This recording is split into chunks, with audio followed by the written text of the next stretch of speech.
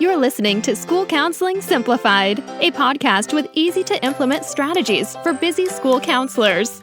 Here's your host, Rachel Davis from Bright Futures Counseling. I am thrilled to announce that I'm hosting the first ever Summer Summit conference for school counselors. So, what is the Summer Summit? Well, it's a virtual conference for school counselors on June 21st and 22nd. We have a variety of educators who are presenting, ranging from behavior specialists and therapists to literacy experts and SEL experts. And of course, you'll be hearing from fellow school counselors. It's going to be a total blast. There's going to be live Q&A sessions, giveaways, and a happy hour. I'll be drinking a mocktail, of course, since baby Hobie's on the way. We have an all-star lineup of 10 presenters covering topics like primary classroom management and engagement, proactive supports for challenging behavior, no-stress productivity, maximize time and get organized, strategies for becoming an anti-racist school counselor, and supporting your school's PBIS system. So you're probably thinking, okay, this sounds amazing, so how do I attend? Well, the Summer Summit is exclusive for our Impact members, but the good news is you can totally join us. For $29, you can get your conference ticket plus your first month of Impact. You don't want to miss this. Go to stressfreeschoolcounseling.com/summit to get all of the details and sign up. Hey, Megan, how are you today? I am doing wonderful. How are you? I'm doing great. I'm so excited to have you on as a special guest. For the listeners, this is Megan, and Megan and I have been friends for like a few years now, which is crazy. We have. I know time is flying by, but I'm so excited to be able to be here, and especially in the counseling space. So this is going to be really exciting today. Yes. So listeners, as you know, we are gearing up for our Impact Summer Summit, and we have a variety of presenters, many of whom are outside the counseling realm, but are going to help us enhance our counseling. And Megan is one of those people, and she's coming on the podcast to do kind of a sneak peek of what her presentation will be about to get you guys excited. So she is going to talk to us today about incorporating journals into your counseling sessions. And Megan is a literacy specialist, so she is the perfect person to talk to about this. I am thrilled. I love all things writing, all things literacy. And so I'm really excited to kind of bring this angle to the counseling world. And hopefully you love the takeaways and can be able to incorporate journals into your sessions. Yes. So I want to ask you about yourself and dig a little deeper into that. But first, let me kind of tell you how counselors use journals now, or how I do as a former school counselor. So I would use journals in my small groups all the time. It's kind of like a reflection piece, but usually very quick, like 5 minutes. They'll have a little journal prompt, and they're usually reflecting, on something we learned in session that day and how it applies to their everyday life. Same for individual sessions. I use journals with them as well. And then as counselors, we also see students in the classroom setting. We usually pop in like once a month to do some character lessons. And in those, I usually don't do journals just because it's I think it's overwhelming with the class size, but I guess you're used to that. So that's kind of where we're at. And I think most counselors probably use journals. I don't know that all counselors do. So we are just looking for some inspiration. But yeah, tell us a little bit about you and how you got into this. Yes. Okay. Well, my name is Megan Polk, and I'm the owner behind the Literacy Dive. And I also am the host of the Literacy Dive podcast. And I am a former elementary school teacher. I have taught kindergarten, second grade, fourth grade independently. And then my last role that I had, which I loved, I got to work with K through 5, and I was an interventionist. So I got to work with supporting students who struggle with reading and writing. And then I got my certification in dyslexia. So I was also able to do my intervention work. Plus, I could do dyslexia services. Plus, I was still able to have a section of the day where I could be able to coach and work with teachers. So that's kind of my educational experience. But I've worked in Georgia, I've worked in Texas, and then recently I moved to Tennessee. And now I get to design curriculum to support teachers, students, and those students' grown-ups. And I absolutely love it. Amazing. Yes. So such a wealth of experiences there. I think I remember when we first met, you were taking that dyslexia course. Like your school had, I think, paid for you to go to the program or something, but it was a lot of work, I remember. Yes. And I remember thinking like, oh, this is one more thing. And I was not happy about it. But then I was like, wow, well, this is going to be one more thing that I now can get trained in. I can help those students who may or may not be diagnosed, diagnosed with dyslexia. And so when they get their evaluations, and so I was like, well, we're going to use this as a way. So I changed my mindset about it. And then I actually loved learning all of the pieces that just kind of helps those students who struggle with the language. Amazing, amazing. So tell us, how have you used journals with your students? Yeah, so I love using journals. And I think that with being in the classroom, we definitely have journals when connected with academics, but I oftentimes know the power of a journal. And so, of course, I use them for academics, but I also like to have a space where they can use it for personal. And so I've used them as a place for those kids to be able to keep their thoughts, their feelings, their experiences that they're having.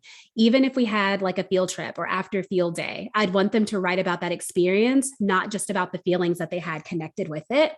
And then also just as a place to like document ideas over time, because that's ultimately what this journal, like the pages are there, we can be able to write, and keep everything compiled together. But also one of the things that I loved doing was having the emphasis on recording the date. And I've loved journal writing. I've started with a diary way back when, and just writing in my diary with a little lock. And I'd oftentimes lose the key, which is how I became into journaling, because with a journal, you don't have to lock it. But with that, I always, would put the date first. And that was just something that we paid heavy attention to with class. And it was really awesome because the date helped to recall like different timeframes, and it helped me to like document my growth. So it's like, oh man, I didn't even like use periods or punctuation, but I could see what date it was and what year it was. And then also I could just have that time for like reflection.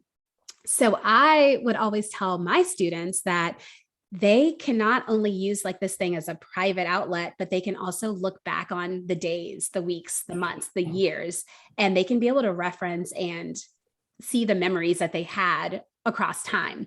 So yes, we use journals for academics, but the biggest way that I love using journals is for personal. And then of course, the best use of a journal is because you have to write. And so with journaling, students are able to enhance their writing skills, and they're able to ensure that they're writing daily, even if it's quickly. And this time is stress-free writing. It's not being graded. It's not being ripped and shredded apart for edits and all types of like, things that we do in Writers Workshop. And so it's just a safe place. So that's how I've kind of used journals. I love that. Yes, that's such a good point about it being a safe place. Like it's not going to be edited, and that it's honestly just the practice of writing daily, hopefully, because I know as technology increases and everyone's using that, I know myself, I'm like, have I written anything down? Like how many days has it been? And I do have a journal. I try to do it daily. It's usually like 3 or 4 days a week, but I've noticed my handwriting has gotten progressively worse when you look at it. So yeah, I think that's so important. Just like pen in hand is definitely different than typing something out. For sure. Yes. And I love to, have that like chronological view. Even I'm reflecting on my personal journal with like goal setting. It's so cool to include the date, because then you can go back and see like what your goals were at a certain time, and then how they've changed, over time, or when you met those goals and how long it took. And it's just a really neat way to go back and reflect on that. Exactly. And I think that like, just as we do it as adults, I think our students need to hear that, because they're going to grow in age and they can do these same practices. And so it's much more than just writing in like a journal or writing on a piece of paper for 5 minutes until the timer goes off. There are so many other like important reasons why we should journal. And there are so many other benefits to journaling. So I love that you just made that point too, about being able to see if I set a goal, like how long did it take? Well, great. I can actually do the math and look. So it's really fun. So I want to know, what do your students typically think about journaling? Are they on board, or are they like, it's journal time? Well, so I will say, like, whenever you started off, I think you definitely have those students who were like, oh, like, I just don't like to write.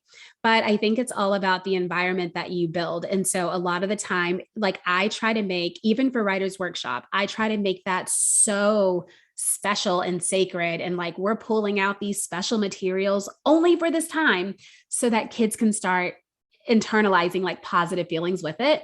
But in the beginning, I can definitely say that kids are like, they just a lot of them don't like writing. They don't have good experiences with writing. So when you tell them we're going to write, they're just like, no. But I do try to do like different soundtracks. And so I love using the study music or the coffee shop like soundtracks.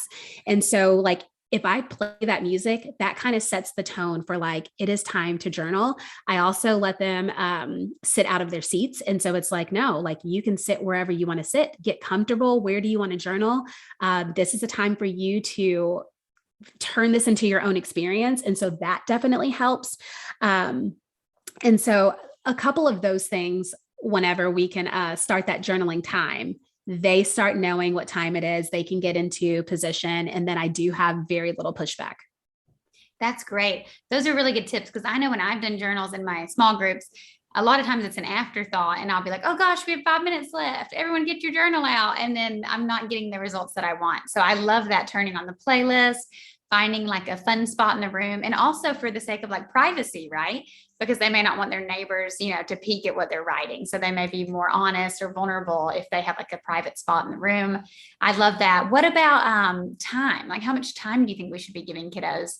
So typically, for reference, our group sessions are about 30 minutes total, and that's doing like our icebreaker or activity. So how much time should we allow for journaling, do you think? So that's the thing. So whenever I was doing my intervention groups, for the younger kiddos, I had 30 minutes. And for the older ones, I had 45. But that includes transition time, like picking them up from all the classes, making sure they're ready and sitting down. So I would say I probably had about 25 to 35 minutes. So it kind of mirrors the counseling sessions quite a bit in that regard.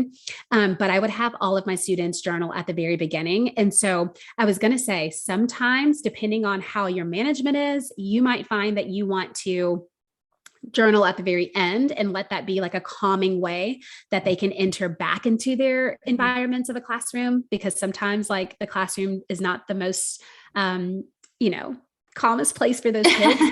But sometimes I find that if I want to set the tone for my groups, then I like to do it at the very beginning of my time with them. So when I'm pulling them, we will start the day, and that kind of allows for enough time as well. But for generally what I think, and this is for the classroom too, not just intervention, anytime we journaled, it would only be about 5 minutes. When I was in the classroom, I would probably be a little bit more lenient and give them maybe like 7 to 10. And that would include if they wanted to do a drawing or if they just wanted to have extra think time. But when you have those session times that are 30 minutes, you really can't give 10 of those minutes to journaling. So a lot of the time that I would give my kids would just be like 3 to 5 minutes. And that was plenty of time because they always knew that they could continue on the next day. They could continue on if they take their journals with them, like at another time of the day at home. But really, it's just the action of getting them started with a few sentences, and they can definitely do that within 3 to 5 minutes. Well, that's super reassuring that it can only be 5 minutes. I know the counselors are like, oh, I was afraid you were going to say, we need 15 minutes. So that's good to know. And I love the idea of doing it at the start of the session. I've never thought about that. I've just always done it at the end, but a lot of times it's rushed and then it's kind of crazy. And I feel like I'm not, getting the results that I want with the journal. So we usually start our sessions with like a feelings check. So maybe after we do like our feelings check-in, we could go into journaling and like then go into the activity. Yeah, for sure. And like I said, that was something where I kind of felt like I always did it at the end at first because I could compile my notes and like my running records and like all of my things before the next session or kind of reset the room. But I really found that it was more beneficial for my students to have enough time. And so I did start moving that to the beginning. And I found that it was like amazing. Even for when I was in the classroom, when I started the day that way, it just kind of set the tone for whatever happened before coming in with me. We get to start it on this like really positive note. And so the beginning of the time frame really did work. I love that. And what do you think about sending the journals home with students? Do you typically do that, or are you keeping them at school? So I typically will keep them at school, especially when I went into the intervention role. because if I sent them there, some kids like would forget to grab them or they would forget them at home.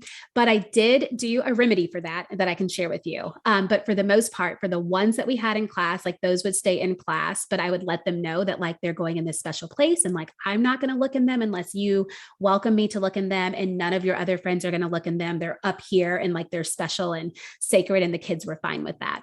But there were definitely some kids who wanted to continue that work or wanted to think about their writing a little bit more. And I never want to stop that from them. So I oftentimes would just take Astrobyte's cardstock, a colorful, whatever color they wanted to choose.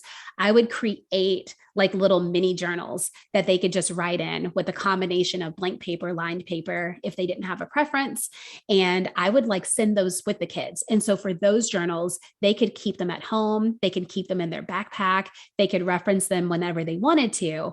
But for the main journaling that we did in the class, those journals would stay in the class until we either filled them up or until the end of the year, in which they would then go home with the kids. Right. Okay. I love that idea. So maybe you're sending home like a daily one or like one that you don't care if it comes back or not.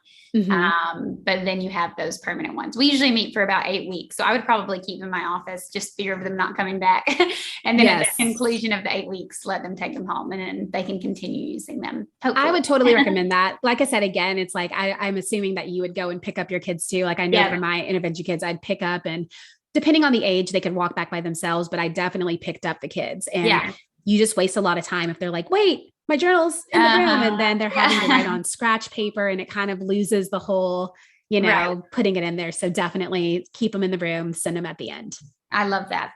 So how do you think counselors can use journaling with our students or improve the journaling that we're doing with our students? Yeah. So, I mean, like I said, if you're already doing journaling as your daily practice, I think that is just super beneficial, number one. So kudos to you for doing that.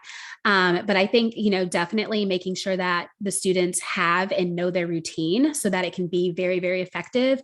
If you are using journaling, but feeling like it's taking too much time, I would just make sure that like you get your systems in place to where they know what to do. They're accessible, they're out, ready. And those few seconds, those few minutes can definitely help to make this become a daily practice. But I think also too, before kind of going into some of the ideas that I've done for the quick journaling. Now there definitely is longer journaling, but I'm just going to share like some quicker ideas. I think if you can make the connection with these kids can do this while they're at home, because they really might find that they are connecting in this way with journaling. And they need to know that you can do this at the park. You can do this in your room. You can do this when you're sad. You can do this when something exciting happened. So making sure to make that at-home connection. But I want to stress that there are so many 3 to 5 minute writing activities that can be done in the journal, and it's going to just promote positivity. It's going to promote calmness, and you can really kind of help your students to regulate their feelings in this safe way. So a couple of the examples that I've loved doing with students is sharing daily gratitude. And so I won't go like super, super in depth, but just being able to know that no matter how you come into the room, whether you're upset or whether you're sad or whether something's happened in your family, we can still find gratitude in every single day. And so even if it's not connected to what the session lesson is about, it's just that whole act of like finding something positive that we can be grateful for even throughout our circumstances. And so I did that with my classroom students a lot, and it looked a little different. We kept it on index cards on a little binder ring. And so I also want to offer to you, if you're not using actual journals with paper and like a composition book or paper that's stapled together, you can get creative with the way that your journal can look. The whole idea is that they're just writing. And so if you have the bigger index cards and you can punch holes in the corner, you can definitely create a gratitude ring with that. And then students are just quickly writing down 1, 2, or 3 things that they're grateful for. And that's a really quick way to just get that writing in and let them reflect and think positive before going into what we have to tackle in session. Oh, I love that idea, especially because I was thinking like with the composition notebooks, if we're only seeing kids 8 times, it's kind of a waste, like to purchase a bunch of those or something. So I love this idea. Yes, for sure. And then also just to think about the space saving idea of like, if you have several kids you're seeing and they all have these big, thick composition books, like you don't have space for that. So I loved, and then how we keep it special. Well, one, I would put push pins in the wall and then the binder rings would hang on the push pins. So everything is stuff you probably already have. And then I give the kids a blank index card or the back of one where they can decorate it with their name and like just whatever makes be, and that is their cover. So even though the rings get hung on the wall, you can't see inside of it because it has their name as a cover. So I love that. That's great. Yeah. So just thinking about ways that you can get journaling inside of a journal, but also outside of a journal too. And then I think what you all probably do is like the daily reflections of how are you feeling. And so I think those are really great too, just to acknowledge how we're feeling and that those feelings are okay. But something that I love doing with my all of my classes, intervention and my general education classes, is doing an emotion of the day. And with the emotion of the day, I would basically just share different prompts they were connected to different emotions. And basically it would be offering to them, how would you help someone to feel better if this were to happen? Or how did you help yourself to feel better if you felt that before? And so it kind of became a way of helping them to kind of help counsel themselves through the big classroom experience of having 27, 28 other kids and having these different scenarios and different situations happen. But emotion of the day is something that I loved doing. And it's real quick because they can identify with it. They could write or illustrate. And that's the other thing too, is illustrating. There's nothing wrong with illustrating in your journal. And so I love to offer all of it. And that's something that I love to do, is emotion of the day. Oh, I love that. I think that would pair perfectly. I'm thinking of like an empathy lesson. If we pushed in a class and did an empathy lesson, and then we could do the emotion of the day. That's awesome. Yeah. And I think the important thing then, and again, I'm kind of coming from a big classroom space because that's what I taught the majority of my time. But I think like it's allowing students to know that it's okay to feel frustrated or sad or worried, left out, but it's also okay to feel happy and welcomed and excited. And so just letting them know that we don't have to hide how we're feeling, but we definitely can find ways to power through those feelings positively, is kind of what that allowed us to do. And so surprisingly, in my schools that I've taught at, we did not have school counselors. Oh, wow. So we never had, where a counselor came one time a week to do like a character ed lesson. We got the kids to do it ourselves, but we never had it together. Yes, And so, but these things are so important for like all students. And then like the power of students helping students. So all of the students that you're helping with these tools, they can go back and help their friends with these tools as well. So yeah, the emotion, that was something that I loved. And then that kind of pairs into other scenario situations. And sometimes I would pull these from true scenarios that happened with kids. So if I could recognize that something happened in class, that again, creating a safe place, we can talk about it and we can be able to work through it. But offering these scenarios and then having the kids write or draw like what they would do, and also explaining why. And so I didn't really ever have like a name for it, but I would always just call it like, what would you do? And so we would have random scenarios, or sometimes I would try to find scenarios that they could actually use whatever we said what I would do with as a connection. Right. No, that's making me think. I'm having so many ideas. This is great. I'm thinking of like conflict resolution. Like if there was a real conflict that happened in the class, you could do like a similar one as the example, and then the kids kind of have to work through it that way. Or some of those kids, I know that like when I had my intervention groups, which are similar to your groups with the smaller in nature, 5 to 6 kids, it's a safe area. So some of the kids would come and be like, well, I'm really sad because at recess this happened. And so even though it wasn't something that we were bringing in that I could observe, this child was still having an issue with it. And so sometimes I loved having the kids bring scenarios, whether it happened at church, whether it happened at sports event, whether it happened at home, if they feel comfortable to bring the scenario, and then we could try to problem solve what we would do and why. And so that was just something that we love, and we would journal about that. Oh, that's so great. I love this. I love this. This is awesome. Do you have any other little prompts or I don't want to take too much because I know during your presentation, you're going to be sharing so much awesome info. Yeah, yes. And so peek. I will kind of like wrap it there, but I'll just kind of say that there's other things that you can do with pictures, other things that you can do with sentence stems. And there's other types of just activities, prompts, reminders, and things like that that you can do to get that writing in, sometimes without the kids even realizing that they're writing. And that's what I love most is real quick, intentional, purposeful writing where the kids don't even recognize they're writing, but you're doing such a work because you're actually helping them enhance their skills, which are going to help with other areas of the school day. I love it. Oh my gosh, this is so great. I'm feeling so inspired. Thank you, Megan. This is so great. Yes, you're welcome. Yeah. Any other final closing tips or anything you want to share with us before we go? Yeah. Well, as we're wrapping up, I just think journaling, obviously I love writing and I love journaling and I love allowing students to have this time where they can be able to do this with me or at home. And so leaving you with the importance of journaling. This is a daily writing habit. And so if several of you are journaling today, just think about you have to start somewhere, and how cool is it that you can allow your students to be able to have this experience with this daily writing habit where they can keep their thoughts, their feelings, their experience, holidays, friends, anything that's happening inside of this journal.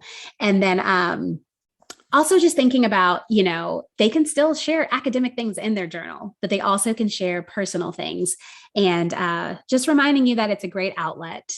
It's safe for kids to write. They can illustrate, encourage it, and they can share as little or as much as they want with the adults or the grownups.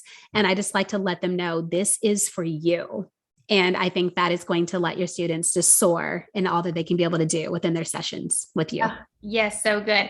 Do you read the journals? Do a lot of times the kids ask you to, or how does that work? So a lot of in the very beginning, I will let them know, this is your personal space. And only if you want me to write something to read something that you wrote, please let me know. What I would have them do is at the end, especially if it's something that happened, that there's still kids are kids. And sometimes they still get embarrassed to say this happened at home or this happened at school, or I did this and I feel bad about it. But if they were able to journal about it and be honest in their journal and they wanted me to see it, I would have them flag it with I keep sticky notes everywhere in my room, but they would flag it. And so if I saw that visual flag, then I know that on that, whatever page it is, I had the permission to go inside and to be able to read what they wrote. And then oftentimes, I let them know in the beginning that if they ask me to read what they wrote, do I have permission to write back on their page? And so sometimes I would comment back on the bottom, how proud I am of you, or, you just keep working hard at this.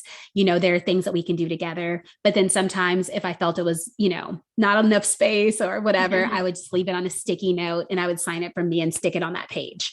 So, so I don't intentionally go and read it. Now, if there is a child who is just displaying all kinds of stuff, and I do see that they're writing or illustrating pictures, I always say I'm an advocate. First and foremost, I want to keep you safe. And so if there is a child that I'm kind of let me take a little peek, I will definitely try to sift through to see if they've shared anything that could be alarming, because it's about their safety. Right. But for the most part, I try to honor their journal time, but you'll be so surprised. So many kids are sticky note, read it when I leave. Yeah. I love that. I love, so many things about that. I love that you have that symbol where they can give you permission to read it, and that you're writing back. That's awesome. Instead of, because I was thinking we would talk about it, but they felt comfortable writing to you about it. So maybe writing back is the better way to respond. And I was just thinking about a lot of our students, I feel are processing as they're writing, right? So for me, I know I'm a verbal processor. I'll be in the middle of an argument and then completely change my mind because I'm oh, well, while I was saying that makes me think of this. So I think a lot of kids, when they're writing, they're figuring out how they feel about things. So maybe that's why it's easier to write about it than to talk about it. For sure. And I think about myself, I'm writing stuff out and it's slide it to you. That's what I feel but I just don't want to say it all the time. Right. So I definitely am the same way. Or whenever I want to funnel my emotions, I will just write it and type it, and then I might not say all those things because there is another person that I'm probably having to address. But knowing that I get to say those things to myself in my journal, there's just a lot of power to that. Definitely, definitely. And I love that you mentioned a few times about illustration, Yes. that it doesn't have to be like, that's okay. It's welcome and it's a positive thing. So I love Yes. that. Yes, illustrations for sure. And like I said, I know a lot of the time people are like, this is not an art class, but I'm like, you know what? That's a way that you express yourself in writing. Mhm. It can be illustrations, and you can oftentimes see a lot that the child is feeling through their illustrations as well. And so I just know that, like, no matter what grade you're in, if it's second grade and up, the teachers are not offering a lot of time for illustrating. We have too much, Right. we have too many things to do. And so if you can allow this to be a place where it's like, hey, if you want to draw it, draw it. You start getting the student buy-in, and they actually start producing the level of writing that you want. And you'll easily see they're not just going to draw every single day, but they will draw whenever it's appropriate. Right. Oh, I love that. Yes. And that's what I was thinking too. Like, because at first you're probably worried, like, oh, they're just going to draw the whole time. But no, I feel like the kids know, sometimes they want to, sometimes they don't, but they have the option. Exactly. I love that. This also made me think of this conversation, which is kind of unrelated, but there's another podcast I was listening to. It's called 10 Things to Tell You. Anyways, she's really into journaling, and she was saying that it's kind of cool to take like a historical account from people's personal opinions. So she was talking a lot about like Diary of Anne Frank and how people like to read that perspective, of what it was like hiding during the Holocaust. And so she was saying during COVID, I was listening to her podcast a lot, like back in March 2020. And she was saying, like, take this time, like everyone's going to be able to access old news articles and stuff. But it's so cool to have like personal accounts of how you felt like on this day during this time. Oh, that's so good. Yeah. So that's really cool too, just to see like the personal historical reference. She's like, imagine if your grandkids like found your journal and they're seeing like, oh, what were they going through during, March, April 2020 or whatever. Yes. Oh, that's amazing. Yeah, because today it's going to be history. Right.